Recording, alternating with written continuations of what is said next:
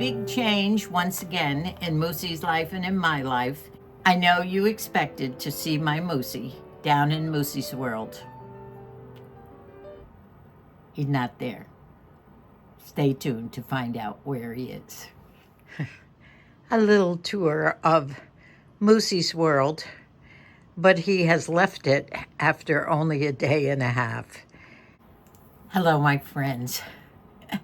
Well, I have to tell you, things in my life keep changing every day, and Moosie's life too.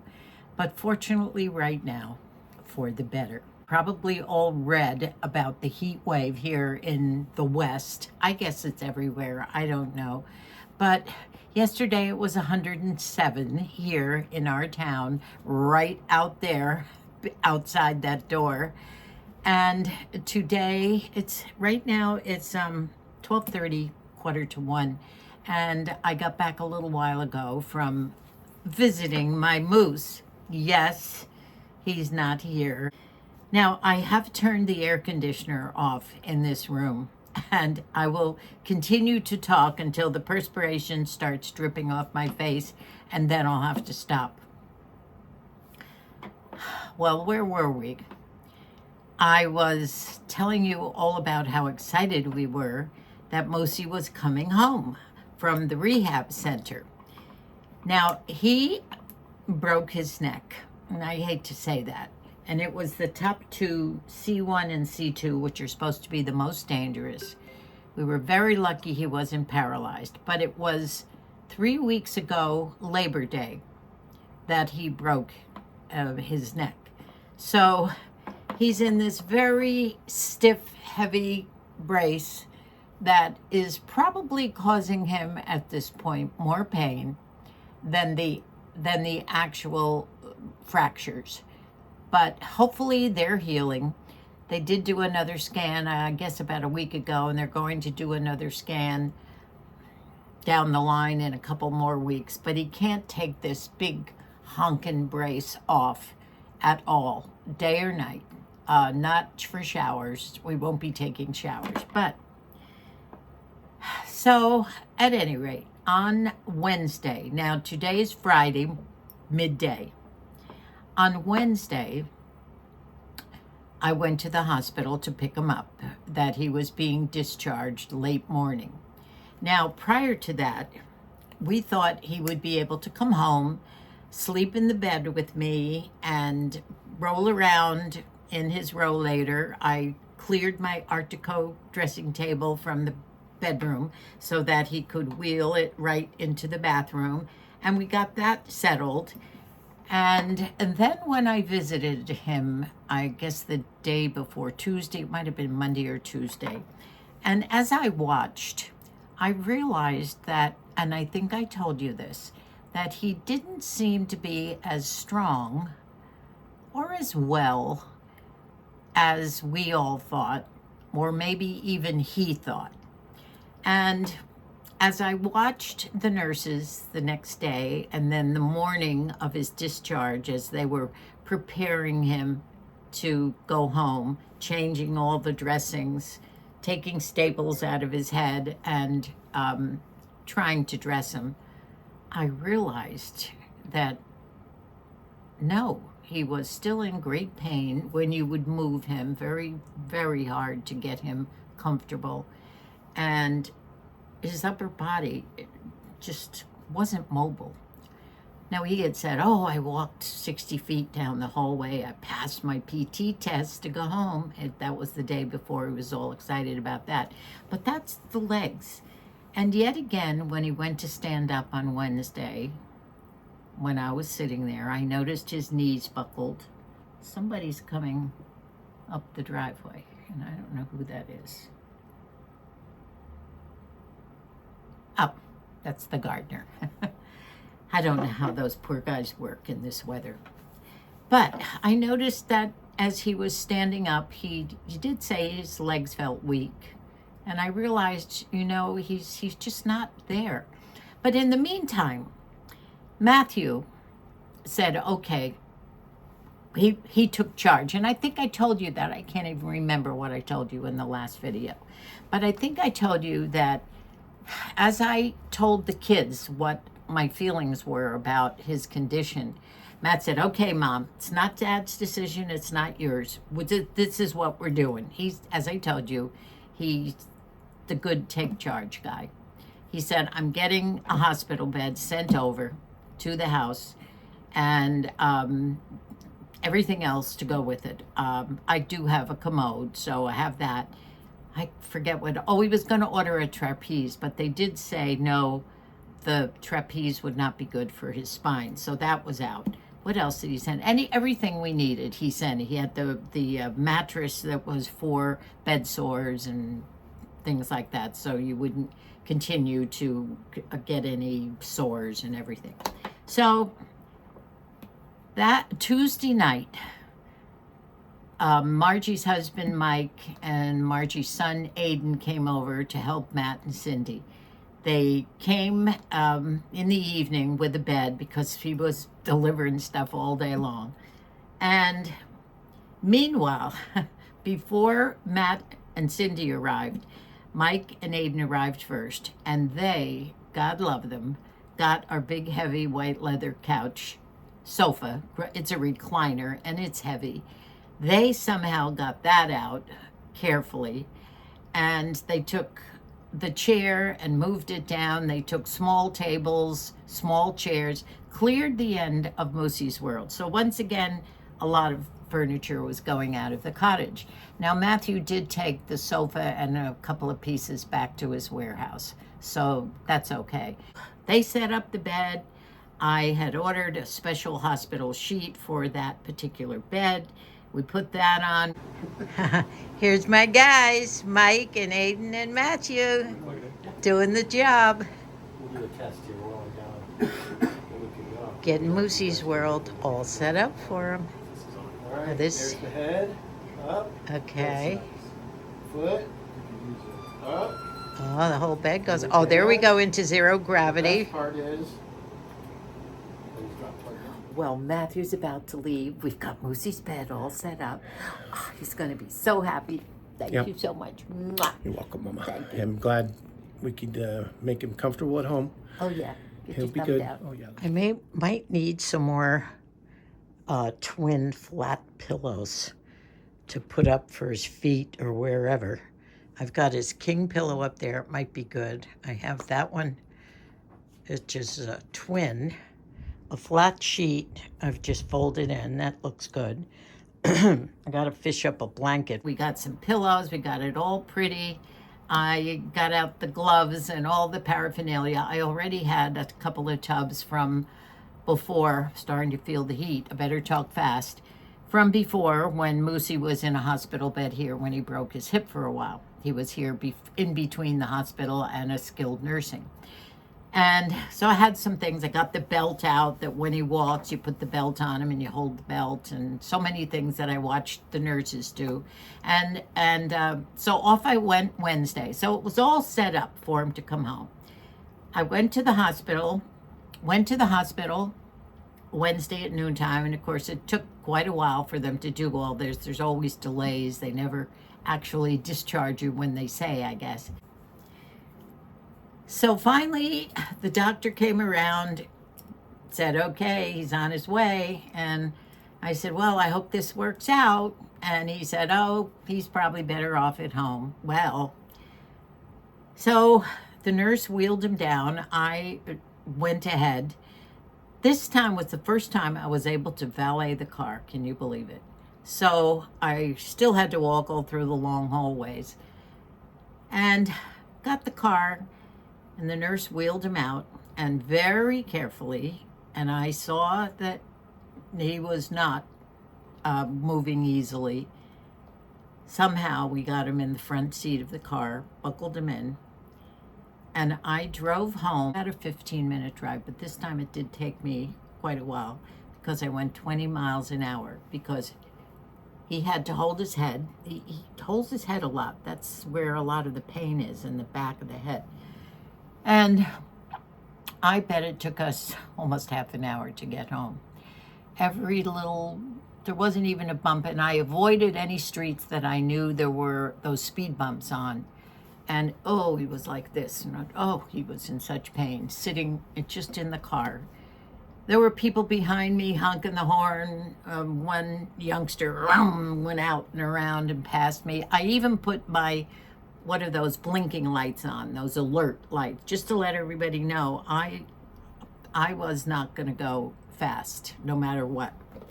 So we got home, and we had arranged for Mike and Colleen and Brendan to be here at the time that we got home to help him in the house. And we had a wheelchair. Of course, I have that feather light, wonderful wheelchair that I can actually lift. It's light enough one, and Matt got that through his company. And so we got him in, they did, very carefully into the cottage, and also extremely carefully into the bed, lying down. We had a couple of cushions. We had a little small, from one of the last times he was in the hospital. You know how women make these cute things for them. It was just a little pillow that we wedged behind his neck, and that seemed to make him feel better. So we got him in bed. I'm telling you this whole story.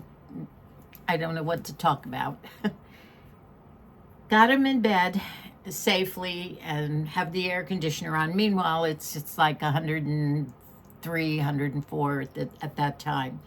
And Colleen had a big bouquet of flowers and a balloon for him, but he was kind of in pain.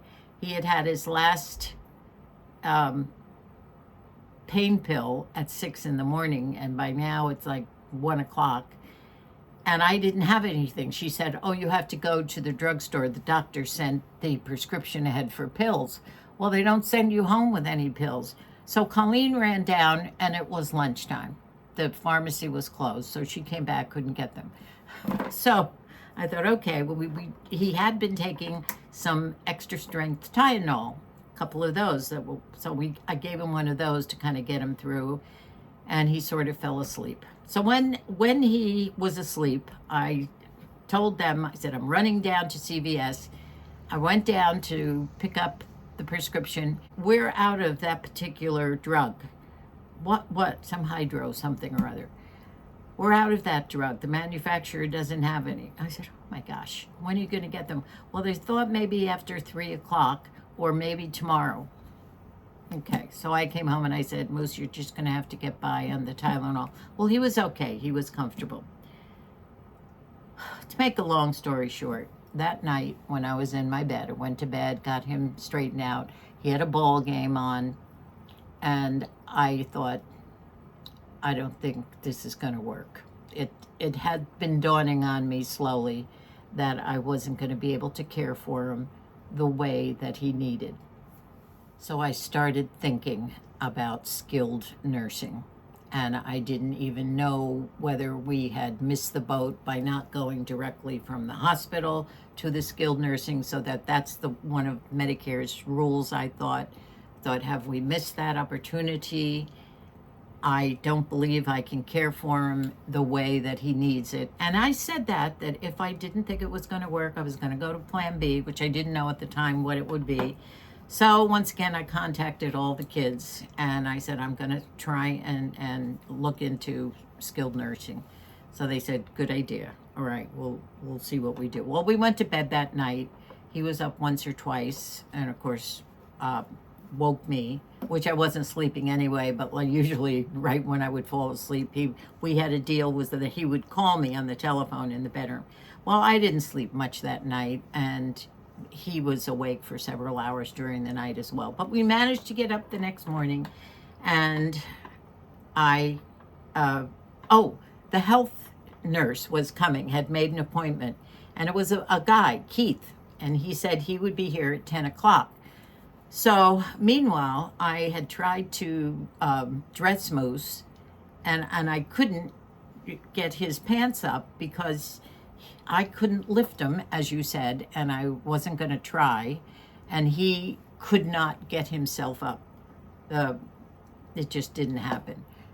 And I was going to try and change the sheet and whatever. Well, that didn't happen. So the health nurse came. He looked at him. He changed the dressings. He talked to him. He was very nice, helped him get comfortable again, took me outside, which was horrible weather.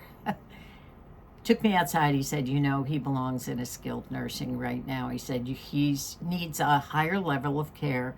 You cannot take care of him. So I thought that did it. Just getting that confirmation from the nurse, I realized, okay, well, I had things in mind. So I called the same skilled nursing place that he had been in 2 or 3 other times with a hip break and a couple of other problems.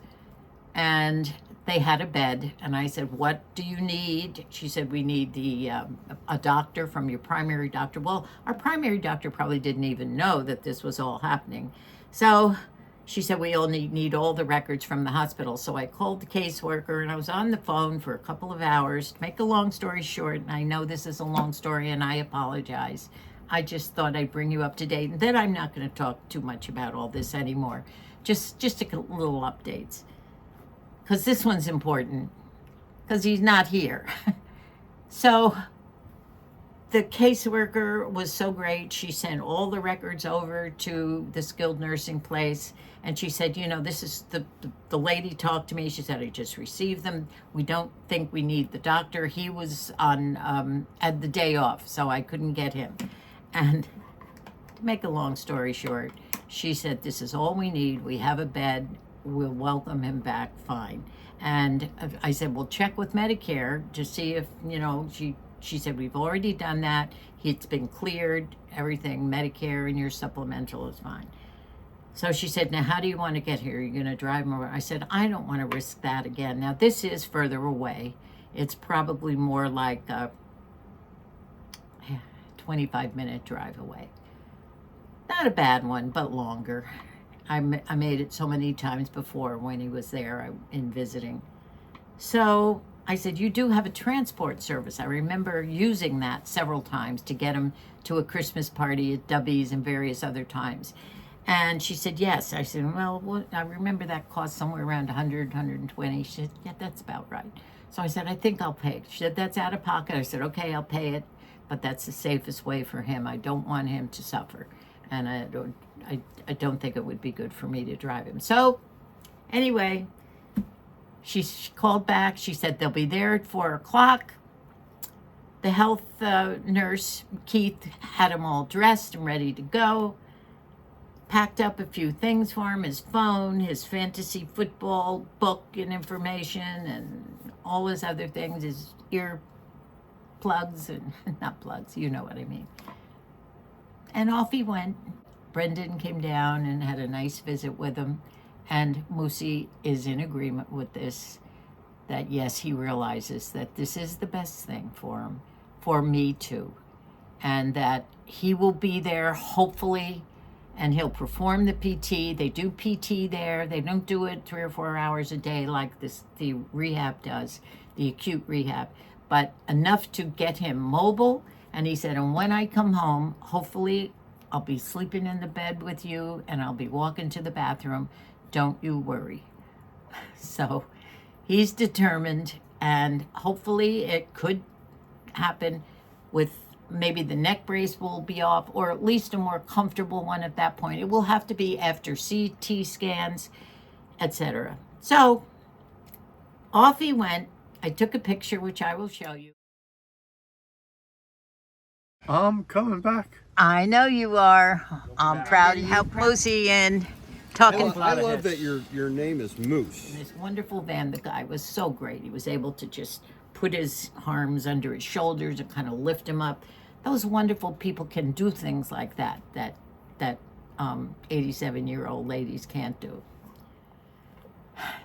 Now, today I went over and visited him, and several people recognized me, and they recognized him, of course. Oh, welcome.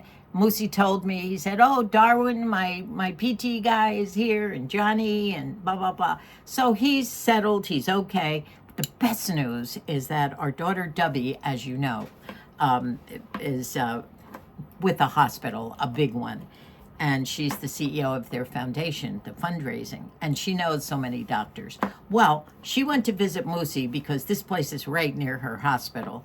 And on her way out, she called me just an hour ago, and she said, "Oh, I met Dr. So-and-so. He's a good buddy of mine. He's the doctor that is there Monday through Friday at the skilled nursing place, and he's going to look after Dad and take good care of him. Plus, he wants me to get a neurosurgeon in from her hospital right away. He's recommending someone, and he said, you know, his neck brace is interfering with his quality of life, and we want to see if a neurosurgeon can see him now. So they're making an appointment to have a new neurosurgeon come and visit him to make determinations as to probably another CT scan and find out if this isn't going to help. But we think by the time the pain is gone and he gets all his upper body strength back,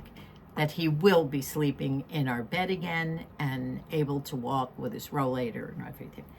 Now, I can see the perspiration starting under my eyes. I just want to talk a little bit about food. So, as you know, I had the ratatouille all set for his first night. He was looking forward to it. I hope I get around to making this ratatouille, which should be wonderful. I'm going to make the French kind.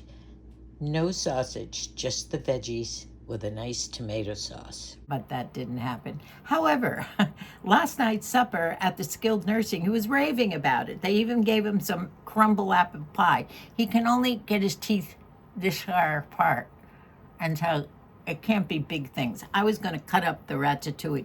So now who am I going to make the ratatouille for? I don't know. Maybe I'll send some up. I'll just make it, and I'll have a little bit of it and send some up to Colleen and Micah or anybody else who wants some. And I also, on the way home from my visit today with him, I bought some shrimp and I bought a couple of avocados, and I'm going to make my own ceviche. I bought some low sodium V8 juice and I am going to make my own shrimp cocktails with the V8 juice. You know, those ones that I was buying at the market.